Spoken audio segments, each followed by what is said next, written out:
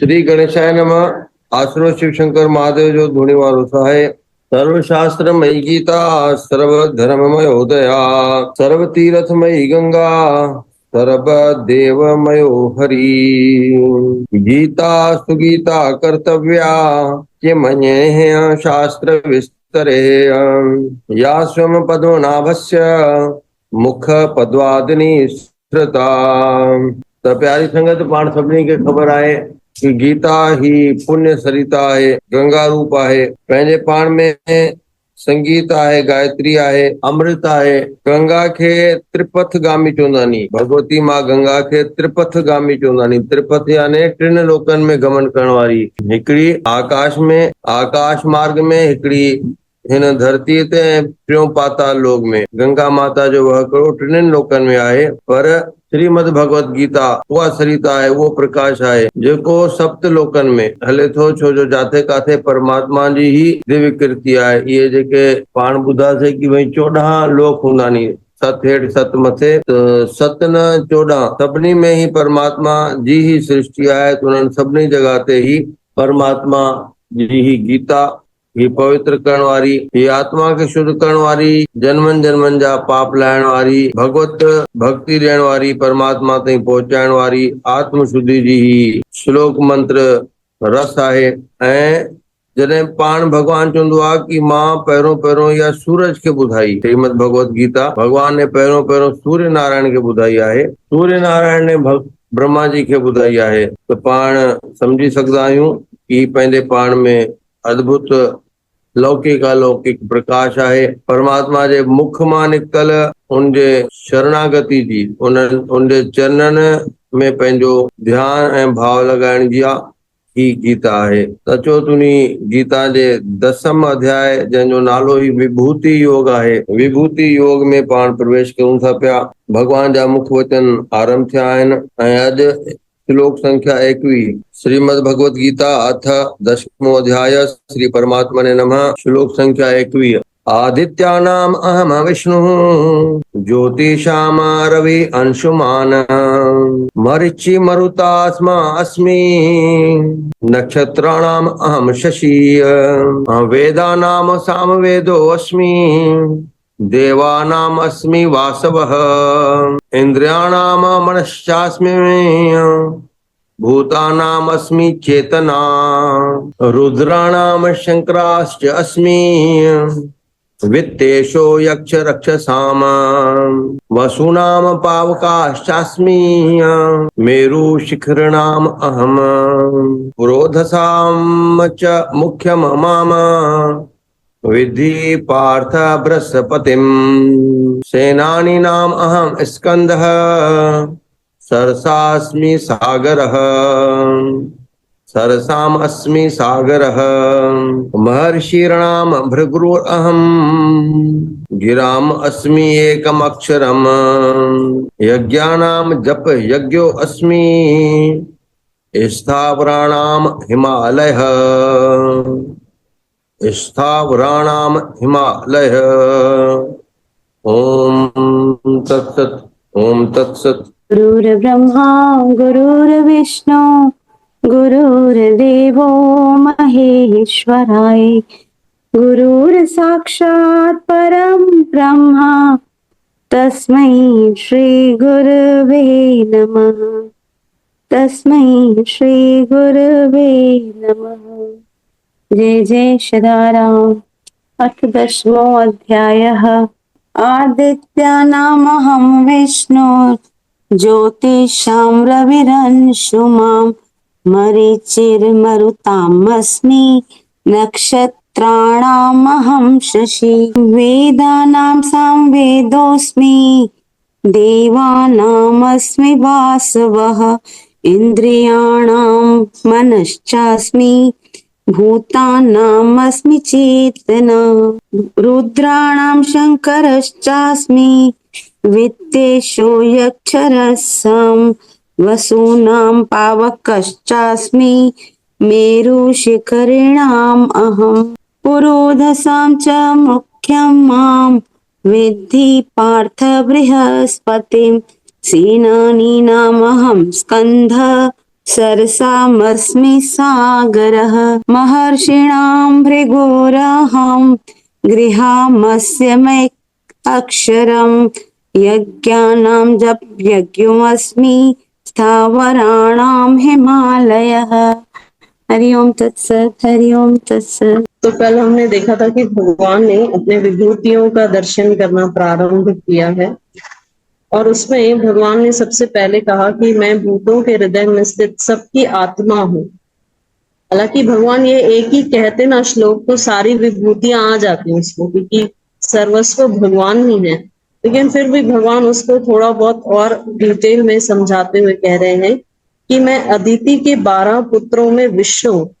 तो हमने उस दिन जब वामन द्वादशी थी तो हम सबने सदगुरुदेव की कृपा से वामन कथा सुनी थी, श्रवण की थी। तो उसमें हमने देखा था कि जो अदिति है, माँ अदिति बड़ी परेशान है क्योंकि राजा बलि ने सारे देवताओं का सब कुछ हर लिया था और फिर कश्यप जी ने माँ अदिति को यानी अपनी धर्म पत्नी अदिति को पयोव्रत का उपदेश किया और पयोव्रत के पालन से माँ अदिति को भगवान विष्णु वामन देव के रूप में प्रकट हुए हैं। तो जो भगवान अपनी विभूतियां बता रहे हैं ना, तो भगवान कह रहे हैं ऐसे तो 12 पुत्र हैं अदिति के, लेकिन उसमें से जो विष्णु यानी मतलब जो वामन देव है वो मेरी विभूति है। और फिर उसके बाद भगवान ने कहा ज्योतियों में किरणों वाला सूर्य मैं हूं।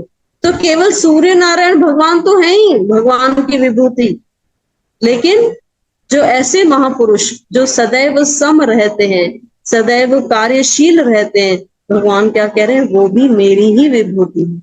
आगे भगवान क्या कह रहे हैं कि मैं 49 वायु देवताओं का तेज, मरीचि मतलब तेज। अच्छा, अब वायु में कौन सा तेज रहता है? वायु में उसकी वेग रहती है, वेग मतलब स्पीड।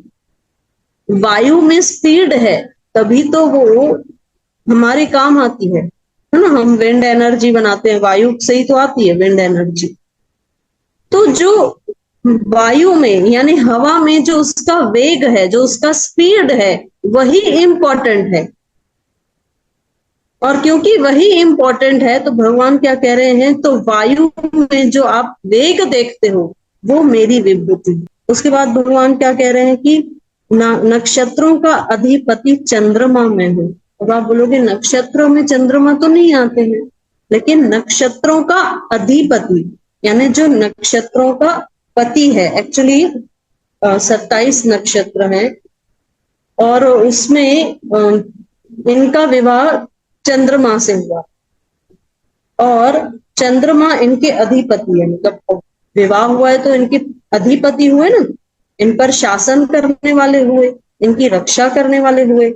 तो जब चंद्रमा इन सारे ही नक्षत्रों से पार होता है तो हमारा 1 मंथ कंप्लीट होता है। तो भगवान क्या कह रहे हैं कि ये जो नक्षत्रों का अधिपति है ना चंद्रमा, ये मेरी विभूति है। अब इसी को क्यों बोला, नक्षत्रों में से किसी को क्यों नहीं बोला, उनके पति को ही क्यों चूज किया? तो उसमें भी एक रीजन है। भगवान क्या कहते हैं कि देखो पहले तो चंद्रमा कमाता है ना, शुक्ल पक्ष में चंद्रमा बढ़ते जाता है, बढ़ते जाता है और फिर क्या होता है, इतना पूर्ण हो जाता है कि पूरा भर जाता है और फिर दूसरे ही पक्ष में वो घटने लगता है। यानी पहले खूब कमाता है, खूब कमाता है, फिर बाद में बांट देता है। तो भगवान यहाँ कह रहे हैं कि कमाओ, खूब कमाओ, लेकिन फिर बांटो भी। संकुचित हृदय वाले मत बनो, अरे मैं किसी को दे दूंगा तो मेरा क्या होगा, मैं तो कम पड़ जाऊंगा फिर। चंद्रमा कभी ये नहीं सोचता, चंद्रमा खूब बढ़ता है, खूब बढ़ता है, पूर्ण हो जाता है, लेकिन फिर उसे बांट भी देता है और उसे फिर कोई उदासी नहीं है। उसे पता है नेक्स्ट डे फिर से मैं कमाने लगूंगा, फिर से मैं वैसा ही हो जाऊंगा, मुझ में कोई कमी नहीं आएगी। तो भगवान यही कह रहे हैं कि अगर तुम खूब कमाओ, मनाही नहीं है, लेकिन उसे बांटना भी सीखो। और बांटते समय ये मत सोचो कि अरे मैं किसी को दूंगा तो मैं कम पड़ जाऊंगा। नहीं, किसी को देने से हम सदैव बढ़ते हैं, कम नहीं होते हैं। तो इसीलिए भगवान ने चंद्रमा को चूज किया। आगे भगवान क्या कह रहे हैं कि मैं वेदों में साम वेद हूं। 4 प्रकार के वेद हैं। अच्छा, फिर सामवेद को ही क्यों बोला? यजुर्वेद, अथर्ववेद, ऋग्वेद, इनको क्यों नहीं बोला? तो सामवेद के जो श्लोक हैं उसका गान ना बड़ा रसमय है, उसमें रस है उसके गान में, और उसमें संगीत छिपा हुआ सामवेद में, और उसमें भक्ति का भी रहस्य है। उसके बाद भगवान क्या कह रहे हैं? देवों में इंद्र में हूं। अच्छा, फिर बहुत सारे देवी देवता है, केवल इंद्र को क्यों बता दिया, कोई और को क्यों नहीं? तो इंद्रदेव हमेशा अश्व, इंद्र कौन बन सकता है? मतलब देवों के राजा इंद्रदेव, ये कौन बन? उससे ऐसे अश्वमेध यज्ञ कराने पड़ते हैं। अब अश्वमेध यज्ञ क्या होता है कि आपने अपनी ओर से अश्व यानी घोड़ा छोड़ा है, जो आपको स्वीकार, आपके अधिपत्य को स्वीकार करते हैं, वो उस घोड़े को अपने राज्य से जाने देते हैं, और जो आपके अधिपत्यों को स्वीकार नहीं करते हैं विचार रूप से, वो उस घोड़े को बांध देते हैं। लेकिन अश्वमेध यज्ञ तब पूरा होगा जब पूरी पृथ्वी में सब आपके अधिपत्य को स्वीकार करने के लिए तैयार, वही अश्वमेध यज्ञ कर सकते।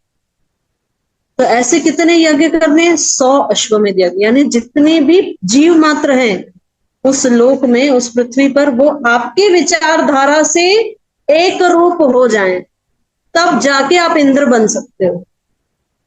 तो भगवान क्या कह रहे हैं? इसीलिए इंद्र मेरी विभूति, क्योंकि वो सबको एक विचार से बांधता है। उसके बाद भगवान ने कहा इंद्रियों में मन मैं हूं। अब हालांकि मन तो इंद्रिय नहीं है, लेकिन 15वें अध्याय में भगवान बताए थे मन षष्ठानि इंद्रियाणि, यानी 6वीं इंद्रिय मन है। अच्छा, फिर मन को ही क्यों बोला? आंख, कान, नाक, ये मतलब ये सब बाकी सेंसरी ऑर्गन्स क्यों नहीं लिए, केवल मन को कहा? क्यों? क्योंकि मन ही कंट्रोल करने वाला है। इसे विभूति क्यों कह रहे हैं? भगवान क्या कह रहे हैं? अगर मन है तो ही तुम्हारी इंद्रियां तुम्हें सुख प्रदान करेगी, और अगर मन तुम्हारा नहीं है, उदास है, तो ये इंद्रियां तुम्हें कुछ प्रदान नहीं कर सकती, ये जीरो है फिर। और भूत प्राणियों की चेतना अर्थात जीवन शक्ति में हूं।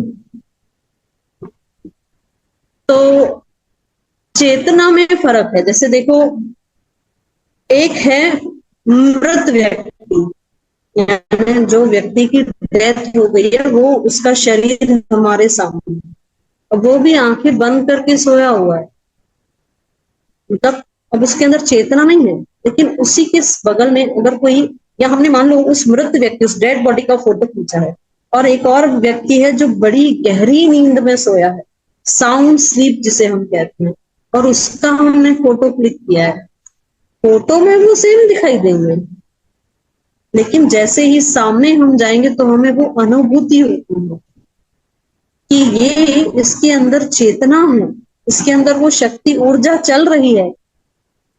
और जो डेड बॉडी है वहां हमें वो महसूस भी नहीं होगा, क्यों? क्योंकि वहां से चेतना शक्ति निकलती।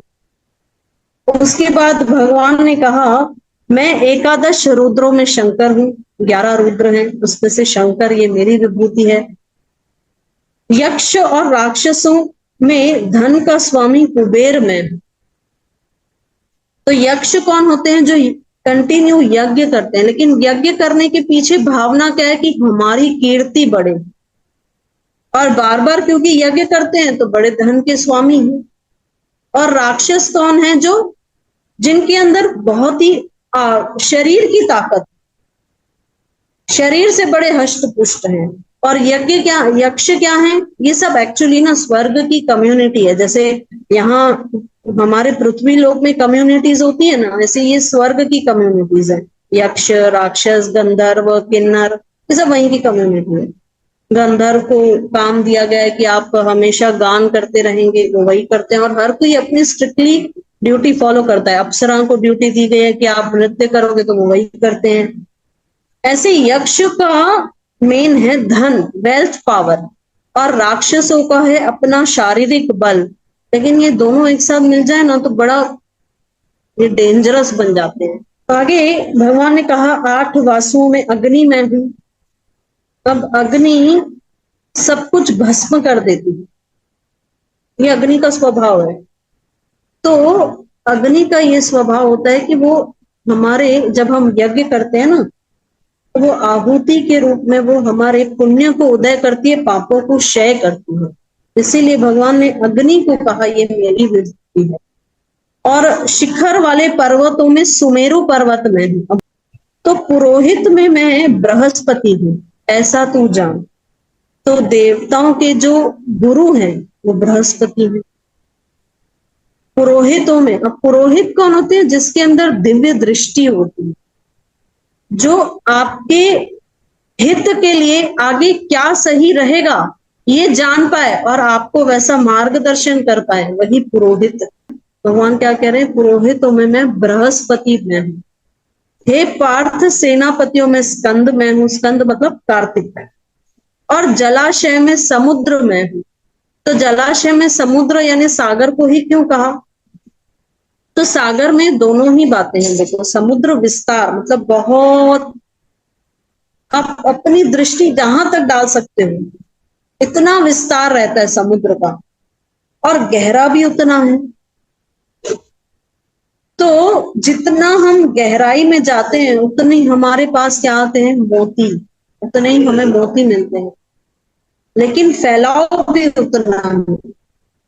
तो ऐसे महापुरुष जिनका पूरे विश्व में परिचय है, सागर के समान विस्तार है, लेकिन ज्ञान भी उतना ही गहरा है।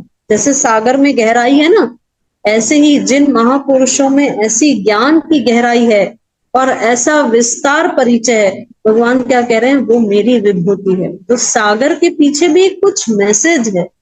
आगे भगवान क्या कह रहे हैं? मैं महर्षियों में भृगु मैं हूं, शब्दों में ओंकार। अब ओम की तो महिमा भगवान 8वें अध्याय से करते आ रहे हैं। अब इम्पोर्टेंट यहाँ जो आगे है वो है यज्ञ। तो एक तो होता है द्रव्य यज्ञ। अब आगे यज्ञ की भी है ना पूरा वर्णन आएगा, जब भगवान सात्विक, राजसिक, तामसिक यज्ञ बताएंगे और उसमें भी द्रव्य यज्ञ सब अलग अलग बताएंगे। लेकिन भगवान ने कहा सारे यज्ञों में जप यज्ञ में हूं। अच्छा, फिर जप यज्ञ को ही क्यों बोला? दूसरे यज्ञों को अपनी विभूति क्यों नहीं बोला? तो जप यज्ञ में देखो, हमें कुछ बड़े बड़े अरेंजमेंट्स की जरूरत नहीं है कि इतना बड़ा भंडारा करवाना है, इतना बड़ा वो सब अरेंजमेंट्स करनी है। नहीं, जप यज्ञ में क्या है? केवल आप हो और आपका कनेक्शन भगवान के नाम से जुड़ गया, ये होता है जप यज्ञ। तो जब हम भगवान का, हमने बताया था ना, एक होता है ना वाचिक जप जो हम मुंह से करते हैं, जो सबको सुनाई देता है। एक होता है उपांशु जप, यानी अंदर ही अंदर जबान हिल रही है लेकिन किसी को सुनाई नहीं दे रहा है। और एक होता है मानसिक जप, जो हम शांत हैं लेकिन वो हमारी सांसों में चल रहा है। ये 3 प्रकार के जप हैं। तो भगवान क्या कह रहे हैं? ये जो जप यज्ञ है ना, इसमें आपको किसी की जरूरत नहीं है। बस आप बैठ जाओ आंखें बंद करके और भगवान के नाम से कनेक्ट हो जाओ और मन शांत हो जाएगा, मन भगवान के नाम से जुड़ जाएगा। तो भगवान क्या कह रहे हैं? ये मेरी विभूति है। स्थिर रहने वालों में हिमालय, ये मेरी विभूति है। तो ऐसे भगवान आगे भी अनेक विभूतियों का दर्शन करवाएंगे। ओम सर्वे भवन्तु सुखिनः, सर्वे सन्तु निरामया, सर्वे भद्राणि पश्यन्तु, मा कष्ट दुख भाग भवेत्। ओम पूर्णमिदं पूर्णात् पूर्णमुदच्यते, पूर्णस्य पूर्णमादाय पूर्णमेवावशिष्यते। ओम शांति शांति शांति। ओम। तो प्यारे संगत, अपने के चंद्र जो बधायूं भगवती माता जे बीजे डी अन कल हुयो शैलपुत्री जो आज आयो ब्रह्मचारिणी माता जो इन जो बधायूं। माता सभिनी के भक्ति ऐं शक्ति दे।